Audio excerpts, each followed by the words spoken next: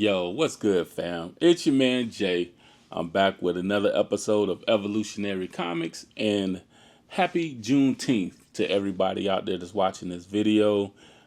Today is our celebration of Juneteenth. If you don't know what Juneteenth is, it is the day commemorating the day that the last enslaved people, last slaves in Texas, in Galveston, Texas, were notified that they were free. It comes 2 years after the Emancipation Proclamation was signed, so it makes it like 1865, I believe. But yeah, so that's the day that we are celebrating today.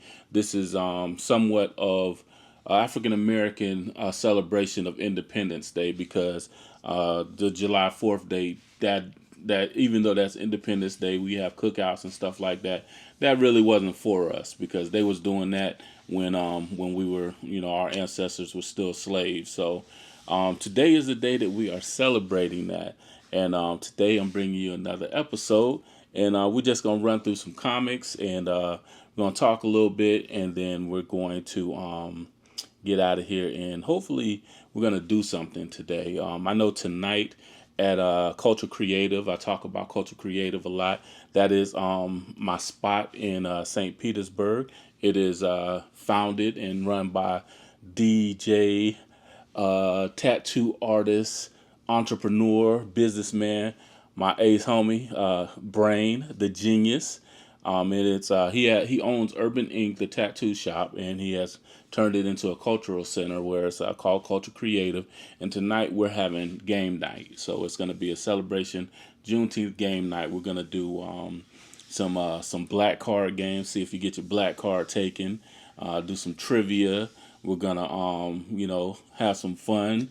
We're gonna play some cards. We're just gonna enjoy each other's company because that's what this whole thing is about. That's what the center is based on. It's about creatives coming together and having that creative energy, finding people that are your tribe, so to speak. And also we celebrate other things too. We have Flats Over Feelings. Shout out to Ashley and the Brunch Munch food truck. She has the best wings in St. Pete. Well, I ain't gonna say in St. Pete. She has the best wings in the Bay Area that I've tasted. But that truck comes out and we just listen to R&B. We have R&B night where people are dancing, enjoying themselves, enjoying each other's company. We have spoken word nights. We have a book club. We are now currently reading The Spook Who Sat by the Door by Sam Greenlee, one of my top 5 favorite books of all time. That book actually kind of directed my career as far as going into the military and some of my earlier career aspirations, some of the things that I've done. My father gave me that book when I was like maybe 14 years old and let me read it. And, it was so exciting that it instantly became one of my favorites. So that's some of the things we do. We're trying to get our writing group back together and do some writing. And we had a lot of events. So I'll put the link in the description below. You can also go follow me on Instagram at Evolutionary Comics. You'll also be able to click on some of the links that I have there for the Culture Creative, so you can see if you're in the area and it's something that you want to partake in. Y'all can check that out. But hey, I got some books, man. I went to my spot, Emerald City, because I wasn't able to get over to Plant City. Shout out to my man Sherrick. If you're in the Bay Area, if you're in the Lakeland area, Plant City area, definitely check out Plant City Comics Cafe. I want to give them a shout out. My man Sherrick over there. They got comics, they got food. Very, very dope spot.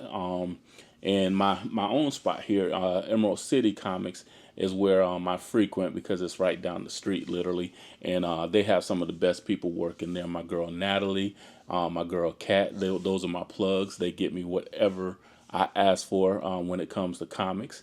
So so I want to shout them out. But yeah, I was in there on Wednesday. We chopped it up a little bit, picked up some stuff, and for the last couple of days, I've been trying to get through reading for the last 2 weeks. Last 2 weeks of books that have dropped, and trying to think of it from a more.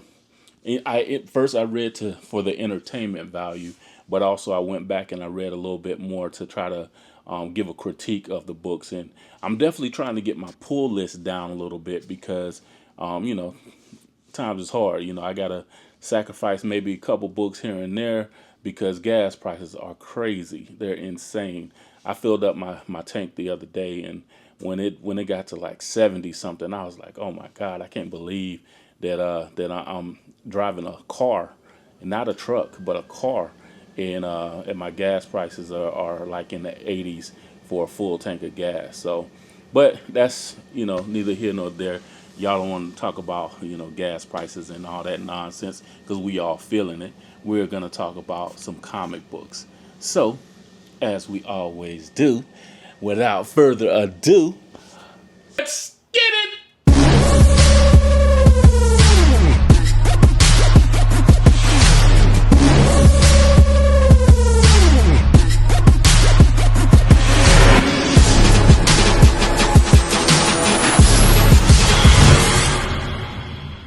All right, so I'm gonna start with some books that I picked up last week, and some of it might flow into issue or two that was came out previously. Like let's see, let me grab these books. So just to get it moving and not make this a super long video because I know people's attention span is so much, but and listening to the same person gets kind of mundane. I need to have people on that want to carry out conversations and where you never know what the conversation is going to be, and that shakes it up a little bit. Definitely trying to do that. Definitely trying to do that very soon. So stay tuned for that. But yeah, I picked up this book by Maria Ayudeli. This is This is Storm, Earth's Mightiest Mutant, number 5. I believe this is the last one in the series, and I haven't read it yet. It's on my schedule to read. I just realized that I hadn't read issue 4. I think I read issue 3, but I want to go back and read issue 3 as well because Dr. Voodoo was in that one, and he becomes the Avatar of Death, and I don't really remember reading that and finding out how he became the Avatar of Death. Issue 4 brings back, I think her name is Fura, and that is Storm's daughter. And I think that's like, it may not be like the actual daughter, but something, a vision or something like that. So I got to figure out what's going on with that, but I will definitely go back and read that. If you hear this little buzzing sound, it's the yard guys. I don't know why on a Friday, on a holiday, they out here, trimming the edges or whatever. That's, some people don't take, Juneteenth off, but me and my people, we are. Well, no, my daughter is at work, so I lied. But hey, her job isn't like a major job, so she got to get that money when she can. Anyway, next up, this was a pure cover buy. This book is Batman Gargoyle of Gotham number 4 by Raphael Grandpa and Matt Lopez. This actual cover is the Jamie Hewlett cover, and this is the character called Crybaby. But I saw this on somebody else's Instagram feed. One of my Anti-Hero Society brothers. That is, Anti-Hero Society is my comic book group on Instagram. But one of the fellas posted this. I saw the cover and was like, dang, that cover is so dope. I gotta have it. And I do have FOMO with dope covers where I see covers and I'm like, I passed on covers in the past and they've become valuable and they've become like, almost like a key cover, if there's such a thing as key covers. But this is something I definitely wanted. You guys check that out. That cover is fire. That's a fire cover right there of the character Crybaby, and that's from Batman Gargoyles of Gotham. His first appearance was in Batman Gargoyles of Gotham number 1. I have that one. I have 1 and 2. Story kind of fell off for me, so I didn't pick up 3. But because I got 4, I think I'm gonna go back and pick up 3 just so I can have the complete series of that. Next up, I got another hot book. This is from Brett Bean. This is Dwarf. And this is issue number 5. I picked that up. I'm loving this story. I talked about a lot of stories where people are, like they fireballing certain books and making them super popular, and people are going crazy. They're producing multiple covers. They're on, like, I believe the fifth or sixth printing of issue 1 for this particular series, and it's crazy. The story is really good though. This story, I have to say, I would give this one, like 4 mics if it was in the source. I would definitely pick this up if I were you. Noises outside. I would definitely pick this up if I were you. It is a really good story, and real quick, it is a half dwarf, half orc. He is prophesied to bring about the end of the world. So the people that are in his little universe, they are all trying to kill him, trying to get rid of him because they're scared that he's going to bring about the end of the world. All he wants is peace. He only out there trying to, have peace. But his shield, however, he has this magical shield who is hell-bent on war, who just wants to go to war. And he accidentally, in the beginning, he beheaded this chicken who didn't mean him any harm, but there's a ghost head in the body of the chicken that are still in commune with each other, and those are his sidekicks. Those are the people, I guess the things that follow him around and kind of help him out with all the skirmishes and battles he goes through. He's trying to find out about his origin. He's also trying to figure out how to get these people to stop thinking that he has these evil intentions for the world, and he's just trying to survive. But this is an absolutely great story. Brett Bean, I had never heard of him before, didn't know anything about him. He just popped on the scene, and this book right here is definitely something dope. If this is your first introduction to him, you definitely want to read this book because it is a great story. This is definitely a book that is a must read for me. Speaking of another great read, I only pick up great reads. I'm telling you now, I pick up stuff that's hot, and I only pick up really dope stuff. And I know we talked about the DC boycott, DC So White boycott, and it didn't last. But real quick, I do want to shout out my man Ernie, DJ. I want to call him DJ PJ Penumbra. PJ Numbra, I think I'm saying it right. Forgive me if I said it wrong, but I want to give y'all a shout out because even though the boycott didn't last as long as it was expected, but I would like to say that you guys did something though, because maybe it didn't get to where you thought it was going to go, and maybe there wasn't as much support that was needed, but you were heard. And that's the key thing to it. You were heard. And I said in my previous video, well, maybe y'all needed to try to write letters to DC or anything like that. But I think you were heard. I really do believe that you were heard because so many other YouTubers actually were talking about that. And it was a hot topic. It was a trending topic. So DC had to hear something from it. They have heard you. Whether they act on it or not, we don't know. Were they going to act on it either way? We don't know, but we hope so because, yeah, I need my Vixen ongoing series. I need my Signal ongoing series. Those are series that I would like to see in an ongoing. Hey, y'all got to bring back Nubia. Y'all have to do something with these characters because there's a demand for them. There's people that want to hear about them, want to read. Marilyn Moon Knight. I'm like, where is she? Where's that character at? I'm like, you introduced the character, you sold some covers, you got us excited about this character, and then all of a sudden we're not talking about it. So I do believe, like I said, I want to congratulate you guys on that end, that you were heard. I don't care what anybody else says. My ears to the street when it comes to comics. So I definitely know that you were heard, and so it wasn't what you wanted, but congratulations.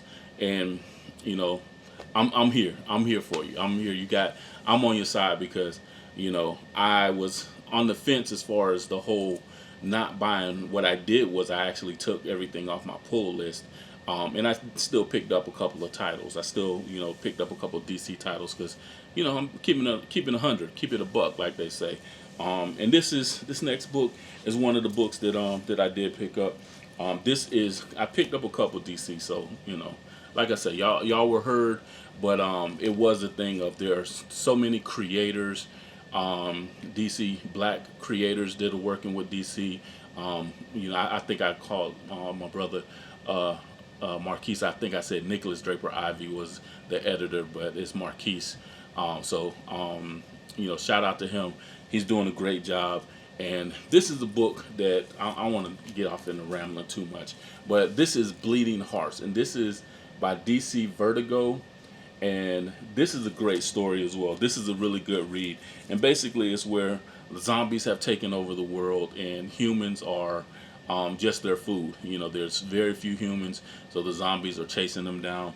But this particular zombie, he has found some humans that he has a heart for, and he doesn't want anything to happen to him. So he's been trying to help them out and hide them from the rest of the zombies.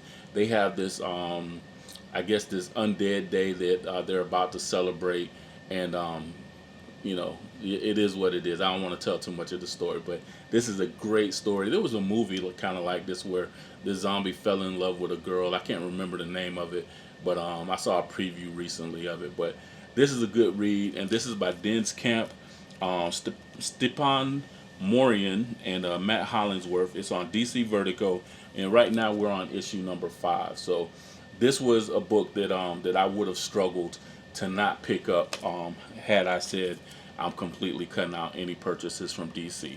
Took it off my pull list, and half-heartedly I knew it was still going to be on the shelf when I went and got it. But the pull list is very vital as well. We'll go into that later. So if you really want to show support for other creators and comics, make sure that you put it on your pull list, and that's where it's going to count. Picked up this from DC, and this is because Shay Grayson. So Shay Grayson, I just saw her at Heroes Con with some of my Anti-Hero Society brothers taking pictures, and there's been a lot of buzz about her because of this particular book.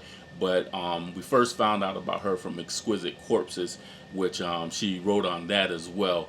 And she is a dope writer. She is, I guess it's like, she's been in the game for about 10 years, I think, but she is, really, really coming onto the scene, and there's a very intense buzz about her.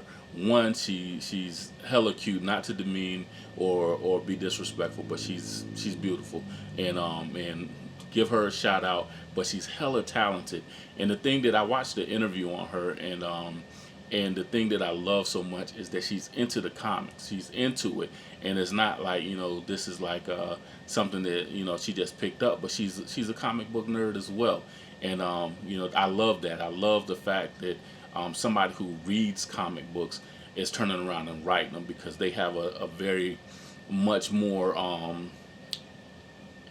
personal knowledge, an intimate knowledge of the characters and everything before they may step into a certain arena. And this is absolute Catwoman, and I did not know how much I needed a Catwoman book in my repertoire of comics until I read this book. She did a great job with this. This is issue number 1. There's a ton of covers out there, and in this one, I'll give a brief synopsis that Catwoman is kind of like in the role of Bruce Wayne, meaning that she has money. She doesn't have to, do what she does. She doesn't have to steal or anything like that. But there's a rhyme. There's a reason to her rhyme, and it adds to her character. It adds to who she is and what her mission is. And this introduction book right here is really, really dope. It shows her fighting skills. It shows, her personality, so to speak, because everybody knows that Catwoman, all the way back from Eartha Kitt, has been like one of the sexiest beings in all of Batman lore, and so it's super, super dope. I can't say enough about it. I've been feeling like I've seen covers of Catwoman from regular Absolute Batman and everything like that, and I only got this one cover. This is the only one I got, but I'm telling you, it's more covers that need to be abound, because it's a dope series already. I'm already a big fan of Miss Grayson, and hopefully, if you ever watch this and you want to come on and talk a little bit and chop it up, and I guarantee you, I'm going to have questions that most comic book nerds aren't going to ask. I'm going to ask questions that are from a writing perspective, a creative perspective, and just have fun with it. So this is an invitation that I'll hit you up on Instagram to try to get you to watch this particular episode. But this is an invitation that if you ever want to come on, if you have the time, because I know right now you're on fire and you probably hella busy. But yeah, I would definitely love to have you on, and we can just chop it up and talk about comics. So yeah, but in the meantime, everybody else, y'all go pick up this one. Y'all pick up this one right here. This Catwoman. This is fire. Absolute Catwoman by DC All In, issue #1 by Shea Grayson, and can't remember the first name of the artist, but I'll just say it's Bengal. So yeah, y'all check it out. Y'all go get you a copy. All right, so flipping over, and I picked up this next book, and this was like a cover by, but I think it was time for me to be introduced to this particular character, because I've known about the character and I've seen little bits and pieces, but this character has not, from my perspective, has not made such an impact in in the regular X-Men books, from what I've been reading lately, that makes me really notice him. There's other characters that like Manifold that I'm super into. I had to run out and get my first appearance of Manifold, like Gentle, who between Black Panther and X-Men, different X-Men titles, I had to know more about Gentle. But this one is a little bit more popular, and especially I think I shy away from characters, from dudes that have messed around with Storm that aren't named T'Challa. I automatically be having a dislike for him, because I am one of those people that always felt like Storm needs to be with T'Challa. No longer feel that way, but that's how it was for a long time. So anyway, this next book is Bishop #1, and that cover is fire to me. That's really a really dope cover, and this is written by Saladin Hamed and Centauri on the artwork, and the person behind him, the young lady behind him, that's his sister, who I didn't know anything about her either. So I'm gonna dig into finding a little bit more. But this is a very, very dope, a very solid introduction to this particular Bishop, to his backstory, to what was going on with his sister and everything like that. Caught me up really, really quick, and I feel like I kind of understand who Bishop is, and I kind of like him, kind of like the character, kind of like the dude. So this is something you guys definitely should check out. So go out, grab this one as well. Next book is my man Sebastian Jones, and Niobe is She Tribe. I picked up this one, and I didn't even know this was going to be in the shop. This is an more independent comic, as opposed to some of the other ones. It's on Stranger Comics, and my girl Natalie, shout out to Natalie again, she just ordered these. She just ordered some of these because she knows something that out there that people may want, some people want to pick up, and I was super excited. And I even missed it. I usually go in and I get stuff out of my pull box, and then I kind of casually look at the shelf because I know what's supposed to be coming out. But I didn't think this was going to be there, and she was like, hey, I got something for you. Don't know if you're into it or not, but I know this is your vibe, man. She led me right to it. So picked up this one. I love the cover. It's really dope. I have some other Niobe cover books that I picked up over time, all the way going back to 2018, when I went to Philly. I picked up my first Niobe book. So I got a lot of Stranger Comics titles, but yeah, I was excited to grab this one as well. And this next book, this is my man. He don't know, he my guy, but this is one of my favorite artists, favorite writers. He's in my top 5, and hopefully one day I'll compile a list and tell you guys who are in my top 5, favorite comic creators. So yeah, I chopped it up with him a couple of times on Facebook, and the basis of our conversation was I hit him up and I was asking him, was there any plans to have Farmhand, his book Farmhand, made into a movie? And I know he did Chew. I haven't read Chew, but Rob Guillory is one of the dopest writers, artists, comic creators out there. He's like super underrated in my opinion.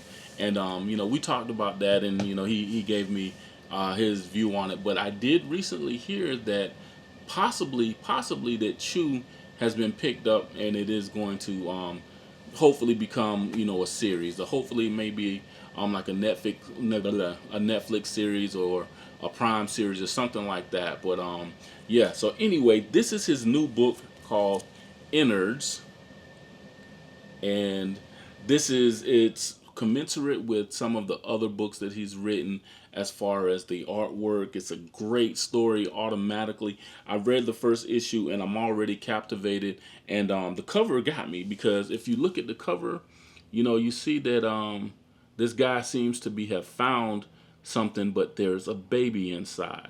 So that intrigued me, and plus it was, it's Rob Guillory, so I'm like, okay, I need to know more about it. But it's called Innards. Innards #1. This is on Ignition Press, and unlock the depths, unlock the store, unlock your story. Unlock the depths, unlock your story. Ignition Press. So okay, so yeah, Ignition Press is coming on. They got quite a few dope books they've been putting out. I'm gonna probably hit you with 2 more titles from Ignition Press. But yeah, Rob is doing a great job with this book. This is definitely something that I didn't know if I first looked for it when it first came out and I didn't see it. And somehow, miraculously, my girl Natalie, like I said, when I ask for stuff, it appears. So she got this one for me, and the story, it did not disappoint. It was a great introduction story. Great issue #1. I think if you read it, I do believe that you're going to be intrigued enough to want issue 2. And as always, the artwork is on point. My man, he has his own signature style, and that's what I love about some artists, some creators. Like their style is so unique. Like Scotty Young, I like what he does. My favorite artist, Sanford Green, you can tell his artwork, and Rob Guillory is right in line with that. You can tell his artwork when you see it, and you absolutely love it because it blends, it flows with the story. That's what makes a perfect comic book.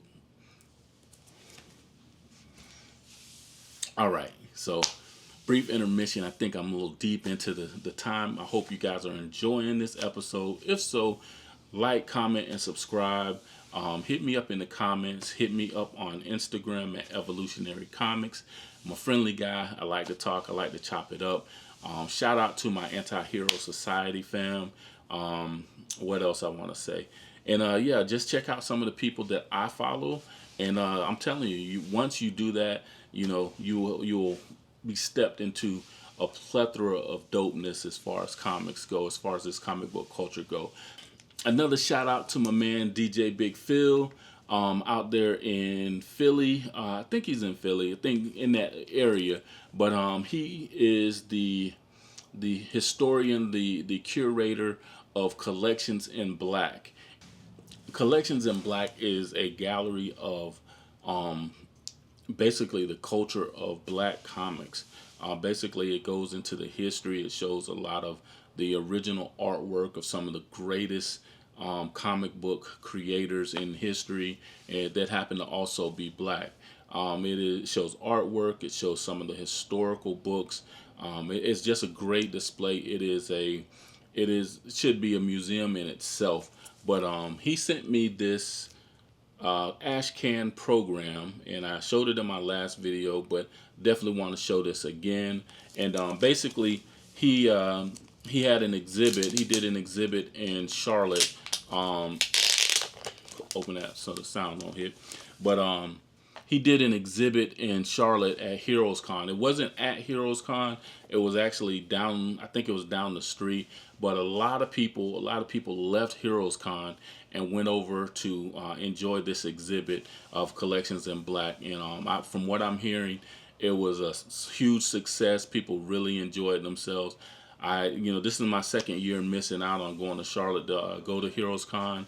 And this one hurts a little bit more because I definitely wanted to chop it up with DJ Big Phil, and I definitely wanted to make my presence known and also just enjoy the culture, because that's what it's about. And I definitely wanted to just fellowship in the culture of Black comics.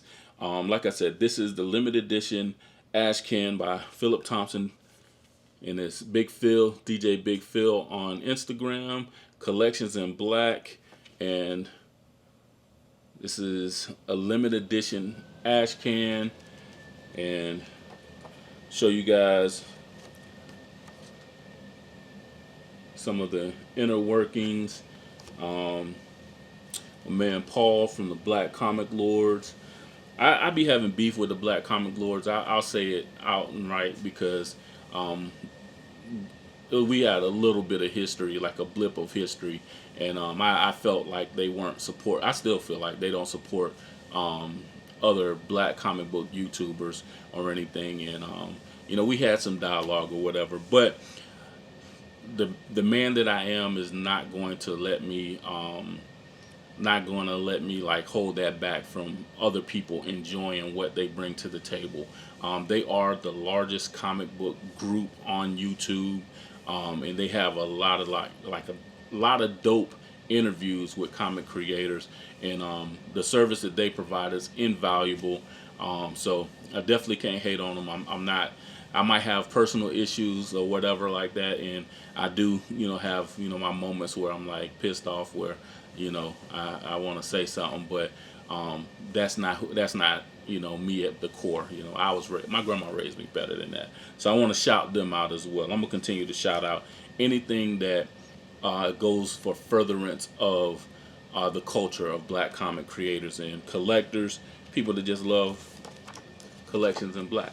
So yeah, I'm gonna just show you guys some of the. I don't know if that's Big Phil or not. I don't know who that is, but so yeah, this shows like some images from the exhibit. This was the original one, I think, in Philly.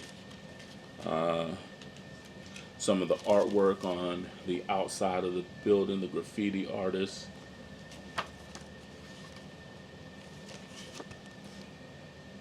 Yeah. So anyway, that's like I said, it's an ash can preview, and that's my man DJ Big Phil, and yeah, wanted to give them a special shout out and another congratulations on the event in Charlotte, because I heard it went over very, very well. Some of my peoples let me know that, or they told the group that it wasn't a direct conversation. But my man Brian, I think Derek, I think you were there. Shout out to my bro Kenya Mays. He been my social media brother in comics ever since the beginning. So shout him out. I haven't talked to him in a minute.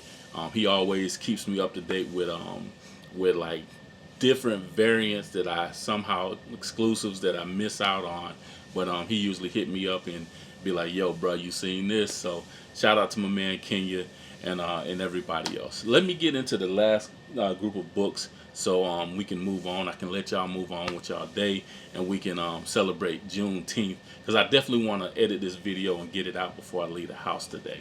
So this is stuff that I picked up this week, and I'm gonna go through it pretty quick and talk about what's worth talking about. So I picked up Odin #2.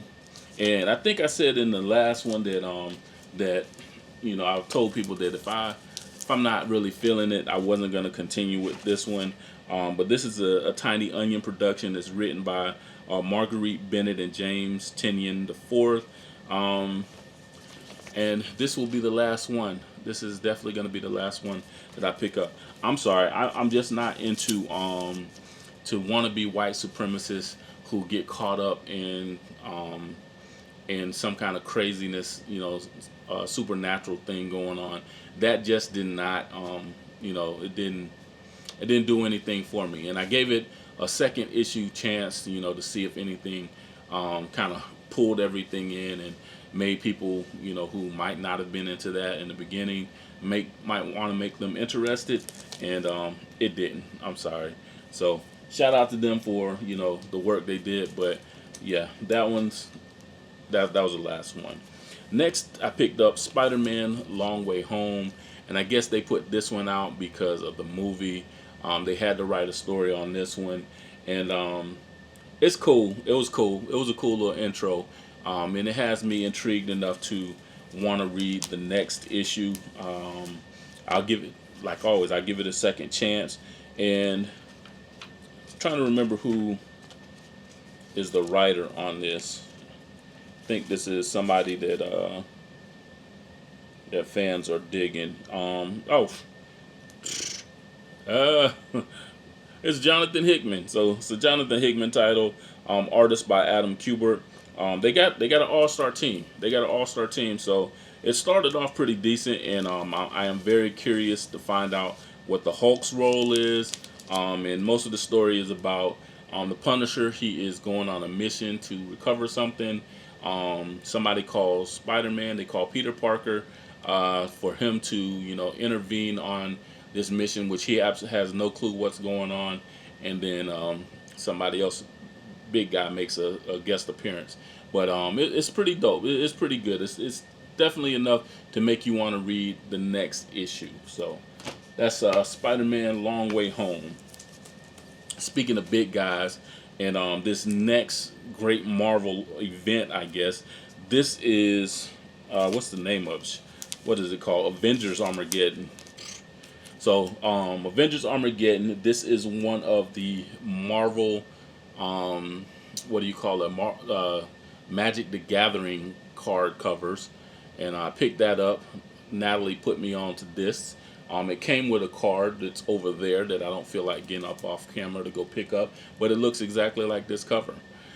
This particular issue, this is the first issue. It was pretty good, and it's really weird because they got the Red Hulk, General Ross, and I don't know why he's chasing Spider-Man specifically, but he is on a rampage, and he is basically trying to take control of everything since Doom, the little Doom event, and Adam Ross is now, he's trying to do the same thing and saying he's doing in the name of democracy. So he's conquering these other nations. He's already taken over Latveria, and he's going to this other place, and who else knows where he's going from there. But all the Avengers are gathering together to put a stop to it, to kind of put a halt to his foolishness. And my whole thing is, it's the Red Hulk. We know the solution for the Red Hulk, and it don't take all these people to solve that solution. Call the Green Hulk. So I don't know. So we'll see where that goes. All right. So this next book is from Vault Comics. This is Excommunicated number 2, and so with this one, this one was a little tricky because I like horror comics. I've come to like them. Thank you to Brother Rodney Barnes. I've come to be a fan of horror comics. I just don't like the demonic ones where they're showing possession and stuff like that. And that's what this one is all about. This one is all about possession.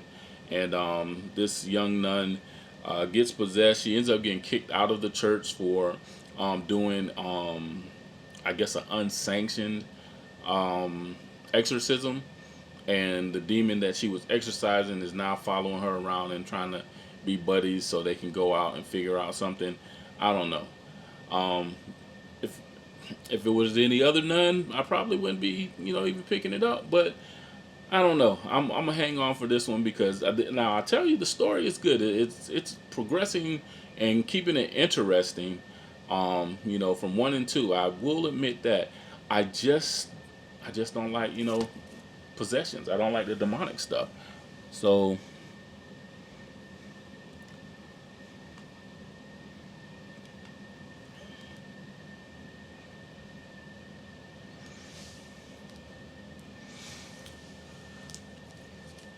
this next book I picked up pretty much based off of the synopsis and the writer. The writer is Steve Orlando, and I've read some stuff from him before. I just can't remember right off the top of the dome where I heard the name and why I ended up liking his writing, or it attracted me to enough to pick up a book that was written by Steve Orlando or whatever.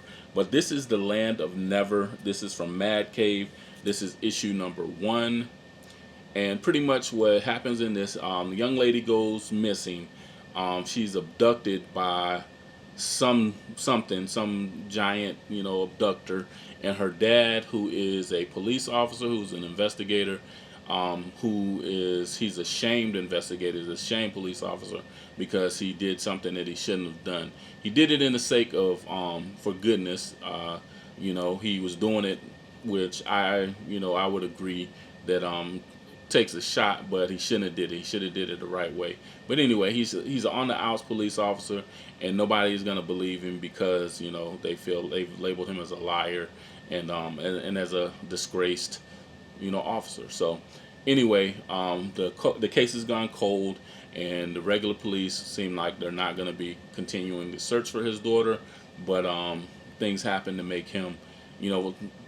I know if it was me, I'm gonna scour the ends of the earth for my baby. So I understand his plight and his search. So I read this one; it was pretty decent. I definitely am gonna pick up issue 2 because I want to see where it goes from there. So Steve Orlando's doing a good job. All right, so another book from Ignition Press, like I told you guys before. This is by Andy Parks, and this one came out maybe a week ago, 2 weeks ago, something like that. I don't really remember, but I saw like a synopsis on it, and it made me want to check it out. But this is Bad Thoughts. I had originally had this on my pull list, but when I was whittling down, trying to get up under my price point, which I try to spend less than $50, but I took this one off, and then I was like, well, I got extra money on this next big run, so I'm gonna pick it up and check it out. But this one is pretty good, and basically, this brother who is a part of this team, he has, I think he's like a little clairvoyant. He can read minds. He can, has a little bit of that fortune teller in him, I guess, where he can figure out things, and he knows, he can sense things. So he's part of this team, and he goes out and they're trying to figure out this stuff, and then there's a team of people who are up to no good, these terrorists, and they end up killing some people, and and they're I want to say I want to say what they do, but it's one of the worst crimes that you can commit. So anyway, he goes out with his team, and it's pretty interesting so far. So I want to see where this one goes. It's on the ropes, so issue 2 got to hit, and if it doesn't hit, then it's gonna go in the same box with Odin. All right, so next up, and now I picked up a couple things now. So I forgot I got this bag I gotta open. So this one is by B. Clay Moore. This is a grossly underrated series. This is issue number 4 of Bloodland, and this is also on Ignition Press. But this one right here is definitely something that that I'm like, hold on, let me adjust this. There we go. So this one is another book that this was like one of the highlight reads of my week. I read this one, and the great thing about this is this young lady who she wakes up, she's in this hospital, and she's breastfeeding her baby that she just gave birth to. These people come in, they take the baby, and then she's getting groggy after that. They're keeping her doped up, but she comes to just long enough to feed the baby. But she hears some stuff, and she ends up realizing that they're trying to do dirt to her, or something nefarious going on, and she ends up breaking out of the hospital. And then as she's about to get completely out of the hospital, she gets trapped, and then her saviors come, this clown and this other person, and they come and they save her. So they take her back to to their spot, and she finds out that the world has changed. A lot of crazy stuff is going on, and it introduces you to vampires. These vampires are out, and they're hurting humans and doing all kind of crazy stuff. She wants to get her baby back from that hospital. So from issue 1 all the way to issue 4 kind of gives you a storyline of what's going on, and lets you get an introduction to all the players. Now, she ain't no joke. Like, she's already become my favorite in the book. She is an Army veteran. Her name is Heather. And this particular book tells her backstory a little bit, why she is the way she is, and how she carries on her life. And Just a little bit of a backstory, but how she ended up getting to this position, kind of, so to speak. So it's very interesting. This was a very good read. The president is, on some other stuff, and she's in the world. Like I said, it's instead of being taken over by zombies, it's being taken over by vampires. That's a story that's been told before, but I really like this perspective because of Heather. So you guys check this one out. I think some things happen in it. There is she is a victim of SA, and she gets her own revenge, and then it kind of puts her in a position where she ends up where she is. But kind of tells more about her and why she don't play no games. So I really dig that about her. Dig that, and I hope she gets her baby. And I'm gonna keep reading it, and I'm gonna find out. So that was, put it down too quick. Again, Bloodland #4, and that's by Ignition Press. You guys definitely check this one out. All right, so another book that another DC book. Sorry, but this is another reason why I couldn't completely boycott it, because number one, brother Dennis Cowan is doing the artwork on this particular book, and I can't think of his first name. Last name is Waters. I don't know this particular writer that well. Dan Waters is the writer. So and let you guys see some of brother Dennis Cowan's work.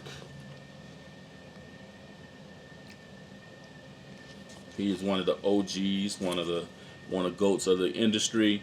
But this one is called The Waterfront, and basically what's going on is Nightwing, from the beginning, he ends up in a situation where he gives this young lady a ride. She's really weird because she's walking down the highway in a hospital gown. He puts her in the car, and she starts talking to him about her being a witch or whatever. She causes the accident. During the accident, people say, hey, Nightwing was the cause of this accident or whatever, and now he's wanted by the police. But Nightwing is still trying to solve the mystery. That's what they do. They're mystery solvers. When you come from the tree of the bat, then of course you're going to be a mystery solver. So anyway, The Waterfront, and each one of these has like a different subtitle to it, and it kind of tells like what's going on. So this particular one, these bodies get washed.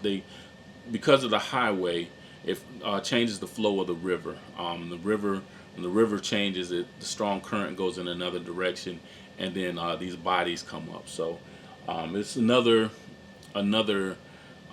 clue to the mystery. It's so crazy why I struggle to remember that word, clue. So it's another clue to the mystery, and it's another piece to the puzzle that Nightwing is trying to put together. But one of the things that I enjoyed the most about Dan Waters' writing is he threw some words out there. And I am a person who loves words. I've been, a spelling bee champion when I was in elementary school. And, the older you get, you kind of fall out of doing stuff like that. But I love the challenge of spelling words and knowing what the meaning is. I'm a SAT kind of guy. So, anyway, he throws some words in this book that brought back my youth and had me scrambling for the dictionary and finding out what the hell is he saying? What word is that? So that is something that I enjoy about people's writing when it's a higher level of writing, when it's not just simple words here and there. So that and then it flows with the story. It's not something like he not no prison vernacular type shit where people are just saying words just anywhere, but he's applying them correctly like a truly skilled writer does.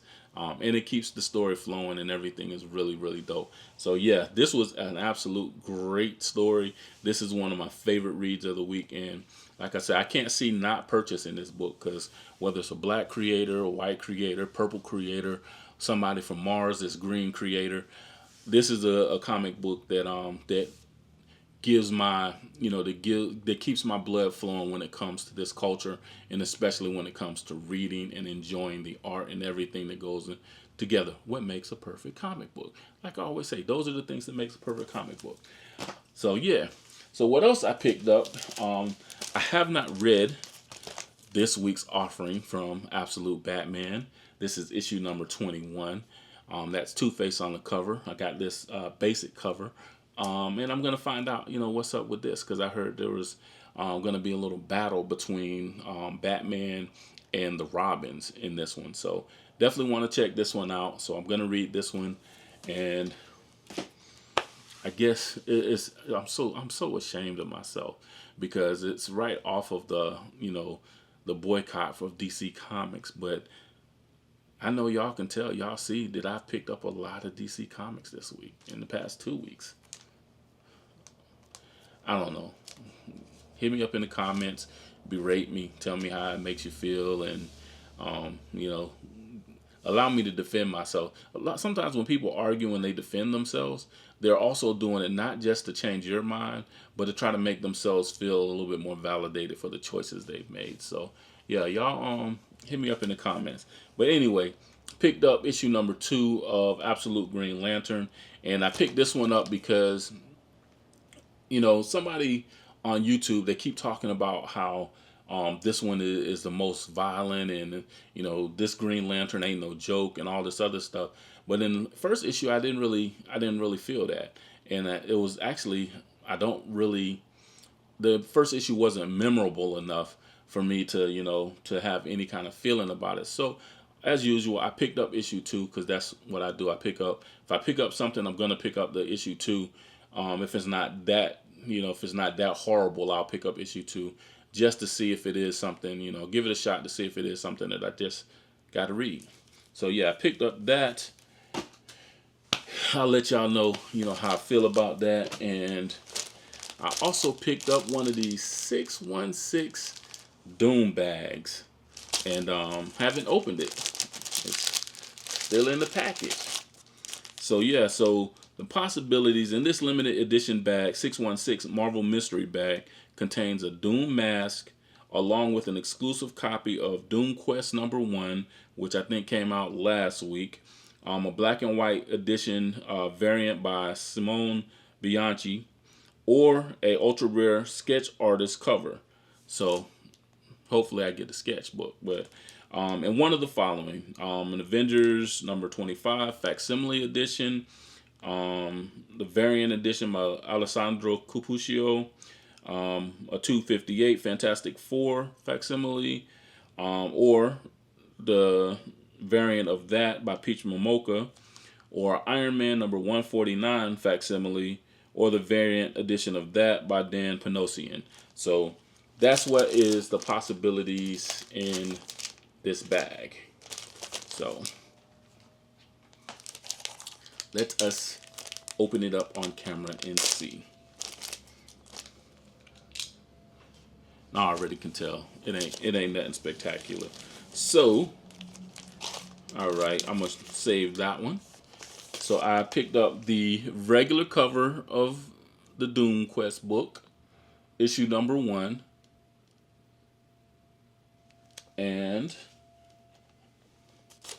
I got the issue 149, the Invincible Iron Man facsimile cover, not even the variant one. So boo for that. So yeah, so that's what I picked up. Well, let's look. So yeah, this is I don't even know who originally wrote this, but yeah, so that's what the inside of that one looks like. And let's see what this Doom Quest one, the artwork is. This is by Ryan North and Francesco Mobili. And so yeah, I guess the inside is in black and white. But what else? Yeah, so whatever. And also this tiny ass Doom mask. I might use that for the thumbnail or whatever. But yeah, so yeah, pick that up, and for $14.99, was it worth it? In my opinion, no, because it's stuff that I normally wouldn't have picked up and wouldn't have read. But it's like a lotto ticket. Sometimes you spend that $2 on the Powerball, and you know that you got a snowball's chance in hell to win, but you know you spend that little $2 on the Powerball or you know, Fantasy 5 or whatever, all those other things. I don't even know what they all call on the lotto, and you know you ain't gonna win. So it is what it is. But like I said, I picked up some really dope reads. You guys can follow me also at League of Comic Geeks. That is what I use to, you know, to kind of determine what's coming out, who's writing what. Helps me also keep track of Sanford Green covers, because that's, you know, I always be trying to cop every cover that he does. I've been doing a good job. I'm probably at you know, anywhere from like a 85 to 90% guy when it comes to acquiring whatever Sanford Green puts out. Some of the exclusive stuff that's out of my reach, I miss out on those, but that's my dude. I eventually want to have where I have, like, you know, a couple of short boxes filled of nothing but Sanford Green covers, and hopefully, you know, some of my friends from Heroes Con, they like Derek. He would get something signed for me. He told me if I let him know that he would get him to sign something. But I want to be in his presence once again, because now that I know who he is, I want to chop it up with him and get him to sign some books. And to me, that makes it more special. And with me, if you look at my Instagram, you'll see that when I worked at CGC, I say that a lot, but when I worked at CGC, my thing wasn't getting books signed by people and everything like that. I got a few, you know, slabs that are signed, but my thing was taking pictures with the people. So that's why it's so much more to me, because, you know, I'm a photographer. That's my trade. And my other thing is just taking pictures and, you know, keeping those memories that, you know, I actually met this person. I actually had a conversation with this person. That's what's special to me. So anyway, you know, yeah, like I said, check me out on League of Comic Geeks. You know, follow me for my little ratings that I do there. Hit me up on Instagram. Follow my Instagram is Evolutionary Comics. Hit up my Anti-Hero Society brothers. Follow them as well on Instagram. And yeah, so that's about it. Like, comment, subscribe. Hit me in the comments, yo. But anyway, y'all enjoy today. Oh,